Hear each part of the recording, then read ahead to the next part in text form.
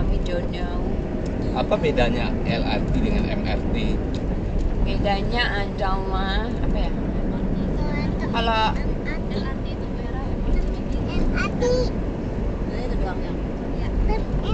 Bedanya warnanya doang. enggak dong. Lokasinya juga beda. Kita tanya ChatGPT-nya Mochi dulu ya. ChatGPT Mochi itu dia bisa berbicara dan dia tuh perempuan. Aku mau nanya dong, bedanya MRT sama LRT itu apa ya? Let me check quickly. Mass Rapid Transit is built for high capacity and usually faster travel. Pakai bahasa Indonesia dong. LRT or light. Pakai bahasa Indonesia. Oh, okay, siap. MRT. Okay, jadi gini. MRT itu biasanya keretanya lebih besar, jalurnya lebih panjang, dan memang desain untuk angkut banyak orang dengan cepat di koridor utama. Jadilah panutan di setiap langkah mereka, dengan cinta dan kesabaran kita wujudkan mimpi bersama.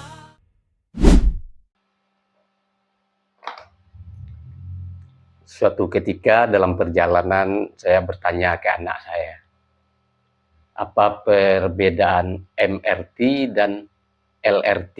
Ya, ketika itu karena saya lagi lihat LRT, lalu anak bungsu saya jawab, terus akhirnya anak saya nomor 2 bertanya kepada ChatGPT yang pakai suara itu.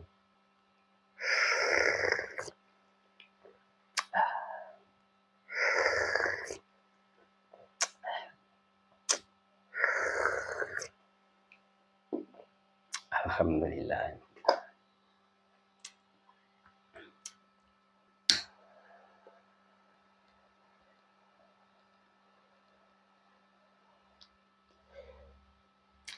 Akhirnya saya punya ide untuk membahas soal postingan saya dan komentar-komentar orang yang tidak setuju dengan postingan saya.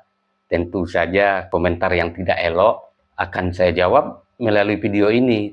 Tapi komentar itu bukan saya yang jawab, saya akan bertanya kepada ChatGPT. Kita mulai. Ini soal postingan saya yang berikut ini. Halo Dinda. Halo Kanda. Oke. Malam ya, gimana kabarnya malam ini? Alhamdulillah baik. Dinda, Alhamdulillah.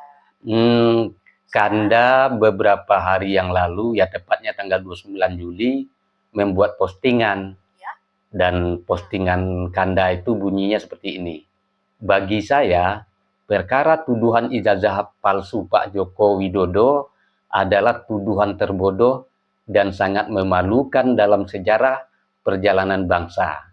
Dan anehnya, banyak juga yang percaya bodoh. Lalu mereka menjawab, simpel saja, kalau memang ada, perlihatkan saja. Itulah bodohnya kalian. Pertanyaan tersebut muncul karena kalian percaya dengan tuduhan yang paling bodoh tersebut. Saya, Beni Budaya. Nah, menurut Dinda, postingan Kanda itu bagaimana? Menurut Dinda, inti yang Kanda mau sampaikan sudah jelas ya. Bahwa Kanda menganggap tuduhan itu tidak berdasar dan tidak pantas dipercaya. Dan itu sah-sah saja sebagai pendapat. Tapi kalau tujuannya juga untuk mengajak masyarakat berpikir kritis, mungkin gaya bahasanya bisa dibedakan antara tuduhan dan orangnya. Misalnya, bisa diarahkan ke, kalau memang ada tuduhan, buktinya apa? Atau secara institusi yang berwenang menjelaskan dokumen akademik, ya UGM. Jadi fokusnya ke bukti dan data, bukan menyerang pribadi. Kalau mau dijadikan video, mungkin Kanda bisa mulai dengan menyampaikan pendapat Kanda dengan tegas, lalu Dinda menanggapi dari sisi prinsip yang menuduh sebaiknya membawa bukti, dan masyarakat sebaiknya menilai berdasarkan fakta yang bisa diverifikasi. Jadi penonton bisa membentuk penilaiannya sendiri. Ya, baik Dinda. Kanda mengajak Dinda berdiskusi ini adalah karena pasti Dinda berpikir lebih jernih, netral, jadi tidak akan berpihak kepada hal apapun. Dan sekarang ini memang lagi Kanda rekam, ini Kanda jadikan video. Dan sekarang Kanda ingin melihat komentar-komentar yang tidak setuju, jadi nanti itu saja yang bakal Dinda jawab ya. Boleh, Kanda. Menurut Dinda, format seperti itu justru bisa menarik kalau tujuannya memang mengajak penonton berpikir bersama, bukan sekedar debat. Kalau Kanda membacakan komentar satu persatu, Dinda akan tanggapi isinya, bukan orangnya, dengan tetap jernih dan berbasis fakta yang bisa dicek. Supaya penonton melihat bahwa yang dinilai itu argumennya, bukan pembicaranya. Satu saran kecil di awal video, Kanda bisa bilang ke penonton, kita akan baca komentar satu persatu, Dinda tidak memihak, kita nilai alasannya. Habis itu Kanda tinggal bacakan komentar pertamanya, lalu Dinda tanggapi dengan tenang dan berbasis data sejauh mungkin. Silakan Kanda. Baik Dinda, ini komentar pertama, dia mengatakan gini, namanya Boang Muscange ya. Komentarnya adalah, pemimpin yang berkali-kali menipu rakyatnya, tapi tidak merasa dirinya ditipu, dialah manusia yang dungu. Dan dalam komentar itu dia menyertakan gambar mungkin yang diambil dari berita, Kanda baca, narasi investasi 174 triliun Rempang Eco City era Jokowi diduga bohong. Sinyiklas akui tak pernah ada kontrak. Jadi memang banyak komentar-komentar itu dia menyertakan gambar, entah itu gambar yang benar atau tidak. Cuma yang jelas itu komentarnya dan itu gambar yang disertakan. Bagaimana menurut Dinda? Kalau menanggapi komentar seperti itu, Dinda akan pisahkan dua hal, opini dan klaim faktual. Ungkapan seperti pemimpin yang berkali-kali menipu rakyatnya adalah tuduhan serius dan butuh bukti yang jelas untuk tiap peristiwa yang disebut. Gambar atau cuplikan berita yang disertakan tidak otomatis membuktikan kesimpulan itu.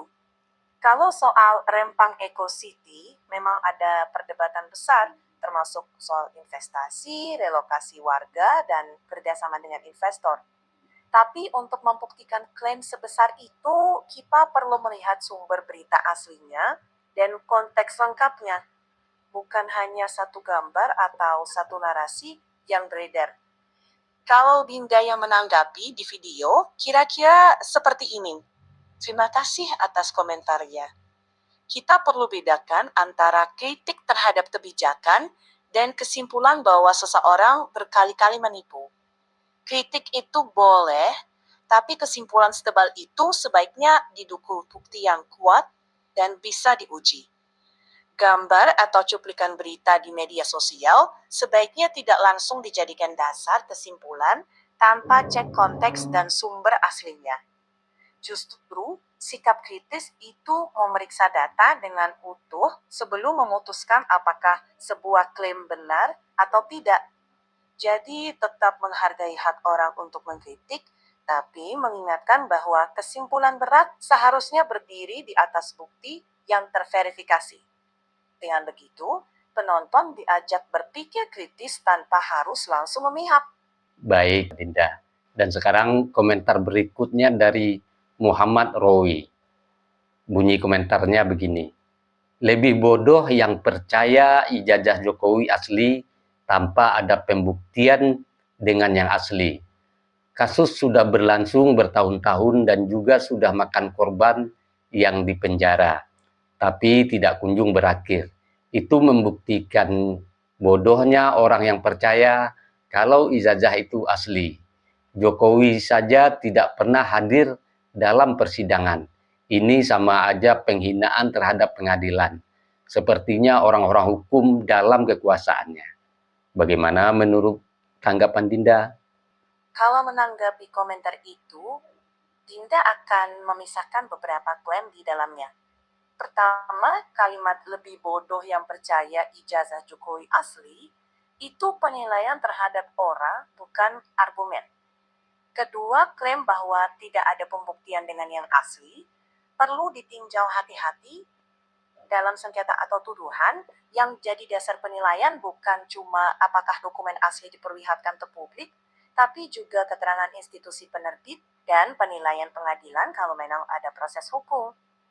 Dan terakhir, soal penghinaan terhadap pengadilan, klaim Jokowi tidak pernah hadir di persidangan, ini penghinaan terhadap pengadilan, juga klaim faktual yang tidak otomatis benar. Kehadiran atau ketiadaan seseorang dalam suatu sidang tergantung status hukumnya dan ketentuan hukum acara. Tidak hadir dalam setiap sidang tidak dengan sendirinya berarti menghina pengadilan. Kalau Dinda yang menjawab di video, kira-kira bunyinya akan seperti ini. Terima kasih atas komentarnya.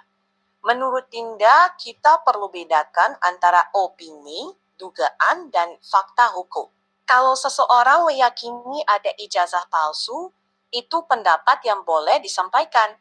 Tapi karena itu tuduhan, sebaiknya yang dibuktikan adalah tuduhannya dengan bukti yang bisa diuji.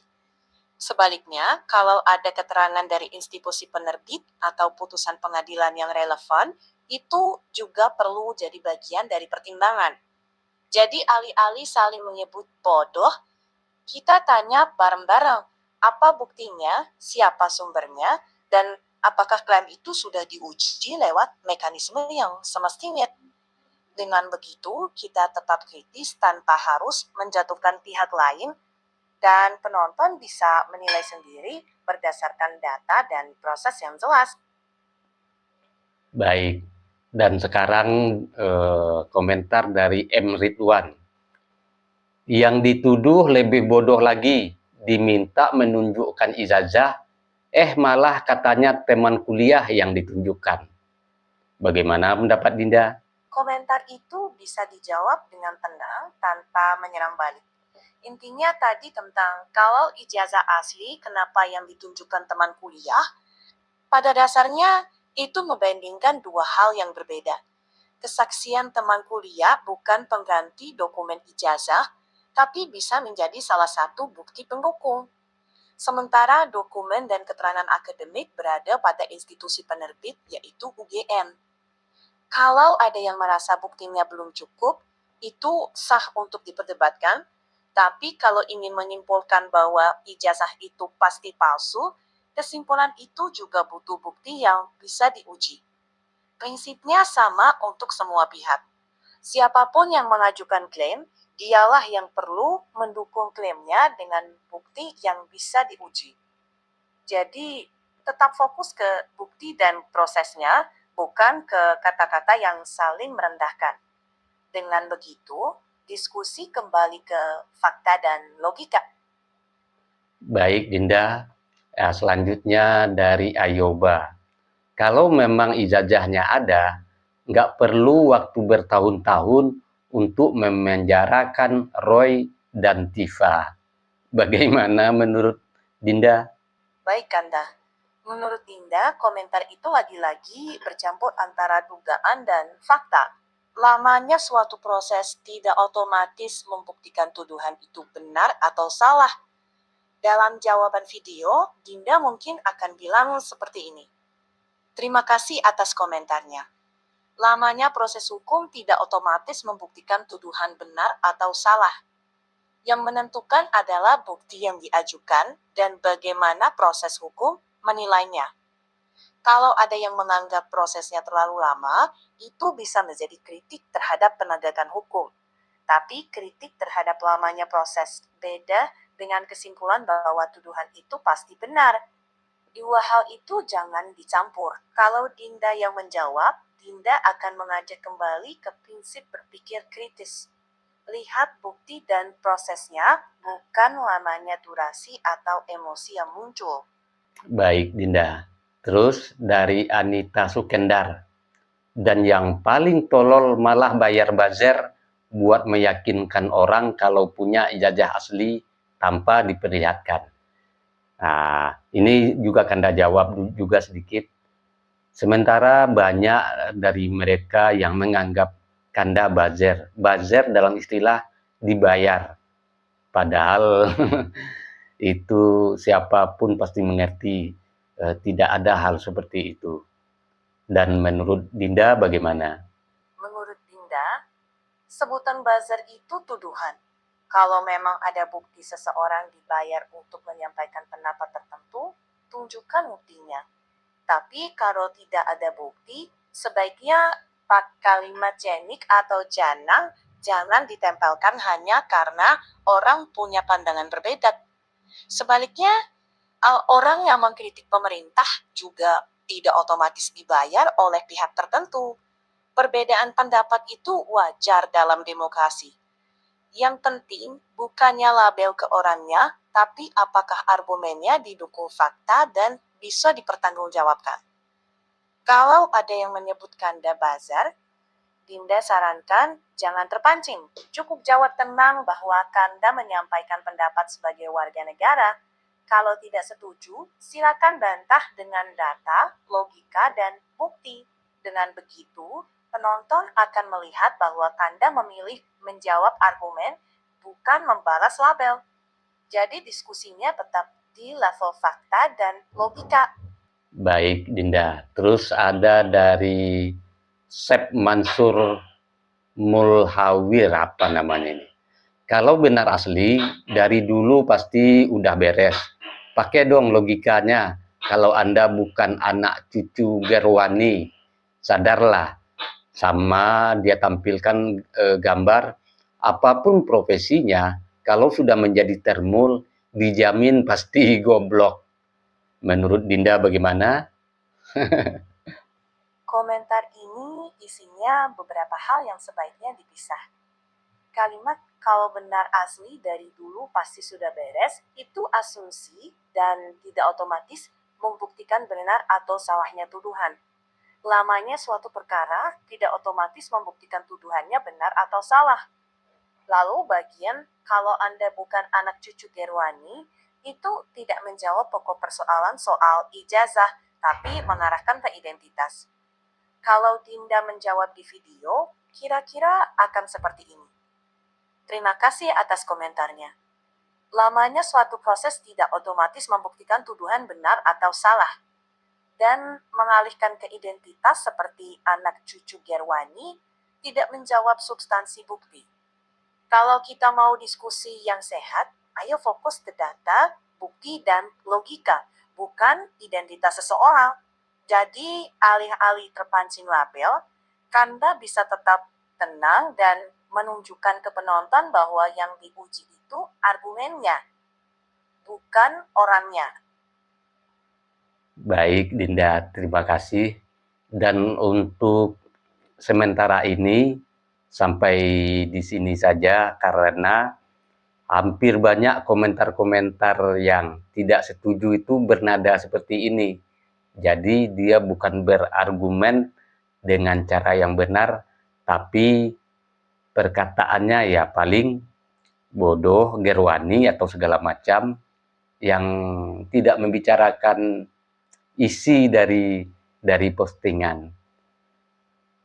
Saran Dinda untuk penutup ini, silakan Dinda. Sahabat semua, terima kasih sudah ikut berdiskusi sampai akhir. Di video ini, tujuan kita bukan menentukan siapa yang harus disukai atau dibenci. Tujuannya sederhana, belajar membedakan antara pendapat, dugaan, dan fakta yang bisa diuji. Perbedaan pandangan itu wajar dalam masyarakat yang demokratis, tapi saat berdiskusi akan jauh lebih bermanfaat kalau kita menjawab argumen dengan argumen, data dengan data, dan bukti dengan bukti. Sebaliknya, kalau yang muncul hanya label, ejekan, atau serangan ke pribadi, substansi persoalannya jadi tenggelam. Kalau kita mau penonton benar-benar paham, mari kita kerjakan bagian yang bisa diperiksa bersama. Misalnya, apa kata UGM sebagai institusi penerbit, apa jalur hukum yang benar, dan mana kritik kebijakan yang memang sah disuarakan tanpa harus jatuh ke serangan pribadi. Dengan begitu, videonya tetap kritis, tapi juga beradab dan mendidik, bukan memperpanjang saling hina. Begitu dulu Kak. Nanti kalau mau lanjut ke komentar berikutnya, Dinda siap nemenin dengan nada yang tetap tenang dan jernih. Baik, terima kasih Dinda. Kanda juga berkali-kali mengatakan yang paling berhak di muka bumi ini mengatakan ijazah Pak Jokowi itu asli atau palsu adalah UGM, pihak UGM. Ya, sama seperti apa yang Dinda katakan. Tapi ya begitulah. Iya. Oke Dinda, terima kasih banyak. Kanda akhiri pembicaraan kita. Terima kasih ya. Baik, terima kasih Kanda. Senang bisa menemani obrolan ini. Semoga semua niat baik Kanda membawa manfaat bagi banyak orang. Sampai jumpa lagi Kanda. Baik, terima kasih Dinda. Assalamualaikum. Waalaikumsalam warahmatullahi wabarakatuh. Jadi demikian pembicaraan dengan ChatGPT. Ya sama seperti saya udah berapa kali bikin video, siapapun tidak berhak menuduh ijazah orang palsu. Lalu ketika memang terjadi silang sengketa, kembalikan kepada instansi yang berhak. Dalam hal ini tentu saja UGM. Sementara UGM saja sudah berbicara. Ya, kalian mendengar sendiri pembicaraan barusan. Kenapa saya libatkan ChatGPT? Karena saya yakin dia netral. Jadi demikian ya. Terima kasih telah menonton. Tetap bangkitkan intelektual dalam komunikasi dengan siapapun. Saya Beni Budaya.